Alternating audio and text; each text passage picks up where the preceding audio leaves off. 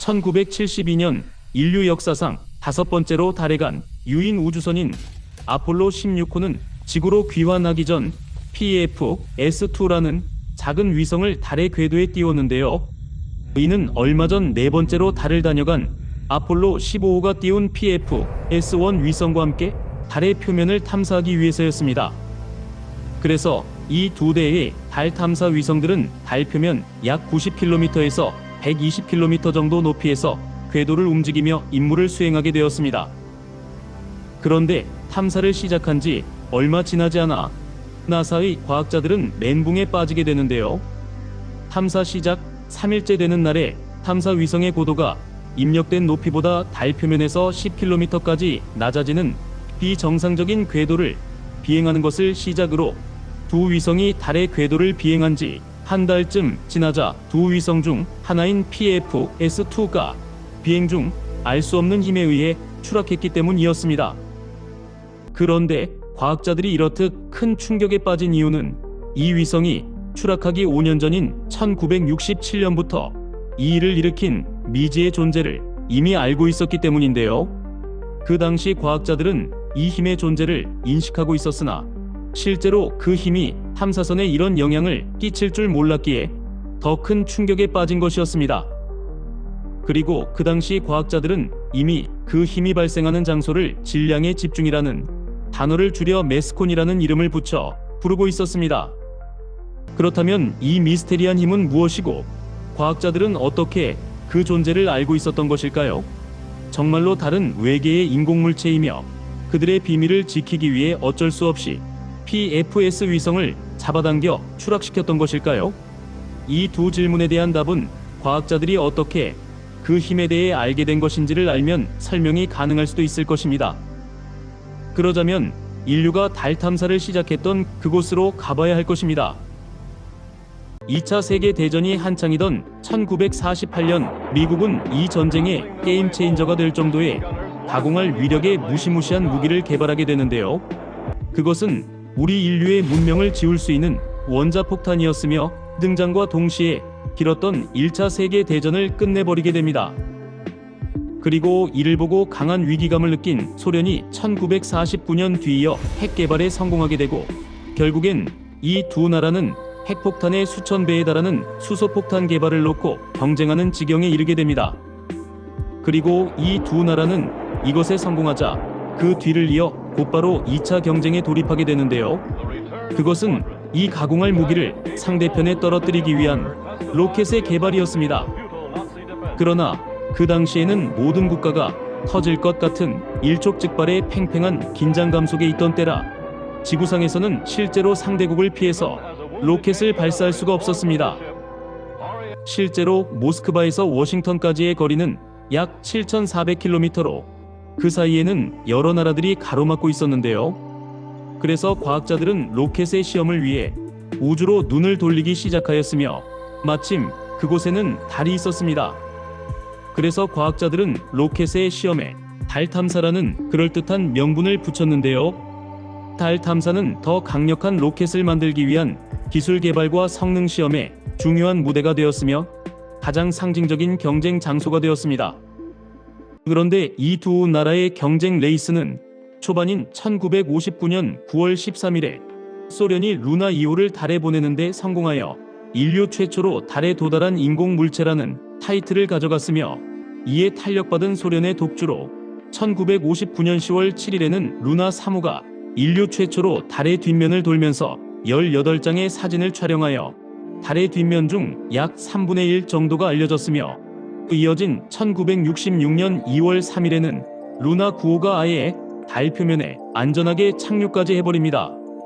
그러나 문제는 이런 일련의 인류 역사의 기념비적인 사건들은 아이러니하게도 그 반대편에서 인류를 멸망시킬 수 있는 최초의 핵폭탄을 만들었던 미국의 과학자들에게는 충격을 넘어 경악할 수밖에 없는 일이었는데요. 만약 그 로켓이 달로 향하지 않고 중간에 방향을 틀어 그들에게 향한다면 방법이 없었기 때문이었습니다. 그래서 이 레이스에서 크게 뒤처진 미국은 이것을 뒤집기 위해 당시 과학기술로는 상상하기 힘든 계획을 다급하게 발표하게 되는데요. 그것은 1961년에 달에 사람을 싣고 착륙하겠다는 계획이었습니다. 이 계획을 들은 일부 음모론자들은 드디어 미국이 외계인 납치에 성공했다는 주장을 하기도 하였지만, 확실한 것은 그 계획이 경쟁 우위가 아닌 생존이 걸린 게임이기도 하다는 것이었습니다. 이를 위해 미국은 먼저 서베이어 계획과 루나 오비터 계획을 통해 무인 탐사선과 궤도선을 달에 보내 뒤에 있을 본 계획인 아폴로 계획의 착륙 지점을 탐사하기 시작하였는데요. 이 중 서베이어 계획은 1966년 6월부터 1968년 1월까지 총 7대의 서베이어를 달에 착륙시켜 달 표면의 지질 조사 임무를 수행하였으며, 두 번째 루나 오비터 계획은 1966년 8월부터 1967년 8월까지 5대의 루나 오비터 궤도선을 달에 띄워 달의 지도를 작성하여 아폴로 계획의 착륙 지점을 찾는 임무를 수행하였습니다. 그리고 그렇게 이 두 계획은 계획대로 마무리되는 듯 했는데요. 과학자들은 루나 오비터의 데이터를 보던 중 처음 세대는 착륙 탐사여서 그들의 비행에 이상이 있음을 알아차리지 못하였으나, 루나 4호와 5호에는 더 많은 과학 장비가 실려 있어 탐사선의 궤도가 불규칙하게 변했었다는 것을 발견하게 되었습니다. 그리고 이를 확인하고 깜짝 놀란 과학자들은 그 원인이 뭘까 찾기 시작하였는데요. 두 위성이 특정 지역의 상공에 이르면 속력이 느려지며 무언가 탐사선을 잡아당기는 것을 감지하였습니다. 또 이 현상을 발견한 과학자들은 이것의 질량의 집중이란 의미의 메스콘이란 이름을 붙였으며, 나중에는 행성이나 달 표면에 중력이 유난히 큰 지역을 의미하게 되었습니다. 그리고 달을 공전하던 루나 오비터의 예측하지 못한 가속이나 감속으로 인해 달의 비밀 중 하나인 메스콘이 나타나게 된 것인데요. 과학자들은 루나 4, 5호의 데이터를 바탕으로 10여 곳의 메스콘을 추가로 찾아내기도 하였습니다. 그러나 그 후 이어진 아폴로 11호의 성공으로 인해 그것들은 점점 잊혀지는 듯 했으나, 앞에서 이야기했던 아폴로 16호의 궤도 위성이 추락하는 사건으로 인해 다시 수면 위로 떠오르게 된 것이었습니다. 그로 인해 나사는 예정에 없던 계획 하나를 진행하게 되는데요. 그 계획은 루나 프로스펙터로 달에 추락한 위성에 작용한 힘의 비밀을 알아내기 위한 것으로 1998년 1월부터 약 12개월간 진행하게 되었습니다. 그 결과 달의 표면 중 달의 바다라 불리는 특정 지역에서 갑자기 중력이 다른 곳보다 강해지는 현상이 발견되었으며, 그 원인에 대해 과학자들은 그곳의 땅속에는 밀도가 큰 암석이 대규모로 묻혀 있을 것이라 설명하였습니다. 그러나 달에는 화산 활동이 없어 명확한 설명이 되지 못하였으며, 그 원인 또한 미스터리로 남게 되었습니다. 그렇다면 문제는 앞으로 달에 간 위성들은 모두 이 메스콘의 영향을 받게 된다는 것인데요. 과학자들에 의하면 메스콘의 영향을 없앨 근본적인 방법은 없으나, 동결 궤도라 불리는 달의 적도면을 기준으로 27도, 50도, 76도, 86도의 각도로만 비행하여 이 메스콘을 피해 일정 고도 이상으로 다니거나, 아니면 메스콘에 대비해 로켓에 점화할 수 있는 추가 연료를 실어 대응할 수 있다 설명하고 있습니다. 또 과학자들은 이를 확인하기 위해 루나 프로스펙터를 이용해 어떻게 이 중력을 이겨낼 수 있는지 실험을 하였는데요. 루나 프로스펙터는 기본적으로 달 표면에서 30km 높이로 비행하였으며, 7일에 한 번 60km 고도로 올라갔으며, 한 달에 한 번은 로켓을 점화하여 고도를 상승시키는 방법을 사용하였습니다. 그리고 이런 실험들이 성공하여 탐사선들이 메스콘의 중력을 이겨내며 임무를 수행하게 되어 이 문제는 다시 한번 일단락되는 듯 하였으나, 나사의 과학자들은 후에 있을 아르테미스 같은 계획을 위해 그것의 원인까지 찾고 싶어 했는데요.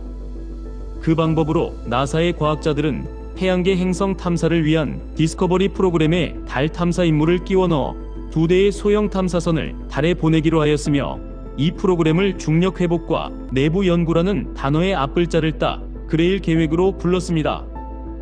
그래서 이 프로그램은 2011년 9월에 2대의 소형 우주선인 그레일 A와 B가 델타 로켓에 실리면서 본격적으로 시작되었는데요. 발사 3개월 후 달의 궤도에 진입했으며, 궤도 안정화 단계를 거쳐 2012년 3월 7일부터 임무를 시작하였습니다. 이 2대의 탐사선의 1차 임무는 2012년 3월 7일부터 2012년 5월 29일까지 88일간 진행되었으며 그 후 탐사선의 고도를 낮추어 2012년 8월 8일부터 같은 해 12월 초까지 약 4개월에 걸쳐 1차 임무가 진행되었습니다. 그리고 이 두 우주선은 서로 일정 거리를 두고 비행하며 그들 사이에 매우 미세한 거리 변화, 즉 1마이크로미터 정도의 작은 변화까지 감지하여 달 표면 전체의 중력을 측정하였으며 과학자들은 역사상 가장 정교한 달 표면의 중력 지도와 이를 이용한 달의 내부 구조에 대한 정보를 얻을 수 있었습니다. 그런데 과학자들이 얻은 것은 그것 말고도 하나가 더 있었는데요. 달의 뒷면 남극 근처에 위치한 직경 2500km 크기의 깊이 13km에 이르는 태양계에서 가장 큰 에이트겐 분지 지하 300km 깊이에 숨어있는 그 크기가 수백 킬로미터나 되고 무게는 무려 2180조 톤에 이르는 금속으로 추정되는 물질이 발견되었기 때문이었습니다. 이 발견 또한 여러 추측을 만들었으며 그중 달이 외계의 인공 물체였다는 게 가장 그럴듯하였습니다. 그리고 이 추측에 대해서는 나사의 고주파 달 탐사선인 LRO의 관측 자료가 그것이 사실일 수도 있다는 증거가 되었는데요. 달의 지표 바로 아래의 300m에서 600m 깊이에 철이나 티타늄 같은 금속들이 과학자들이 계산한 양보다 훨씬 더 많은 양이 발견되었기 때문이었습니다. 심지어 거기에서 발견된 금속은 철과 알루미늄 및 티타늄 등으로 현재 우주선을 만드는 주 재료여서 그 주장에 힘이 실리기도 하였습니다. 정말일까요? 그래서 나사의 연구팀들은 에이트겐 분지의 이 거대한 금속 덩어리의 정체에 대해 달 내부의 마그마가 결정화한 것이거나 약 40억 년 전에 달에 충돌한 소행성의 잔해일지도 모른다는 연구 결과를 발표한 것이었는데요. 실제로 컴퓨터로 소행성 충돌을 시뮬레이션한 결과 소행성의 철과 니켈로 된 핵이 충돌 당시 달의 깊은 지하에 박혔다가 달의 멘틀에 밀려 현재의 위치에 이르게 될 수 있다는 것을 확인하였습니다. 끝으로 현재의 나사는 인류의 두 번째 달 착륙을 위해 무인 달 궤도 왕복선 프로그램인 아르테미스 1 미션을 진행하고 있으며 2025년 이후엔 유인 탐사인 아르테미스 3 미션을 진행하고 2030년대부터는 달에 유인 기지를 건설하는 계획으로 앞으로의 탐사와 연구에 의해 달에 묻혀있는 거대 금속의 정체와 함께 메스콘의 정체를 밝힐 수 있을 것으로 예상하고 있습니다.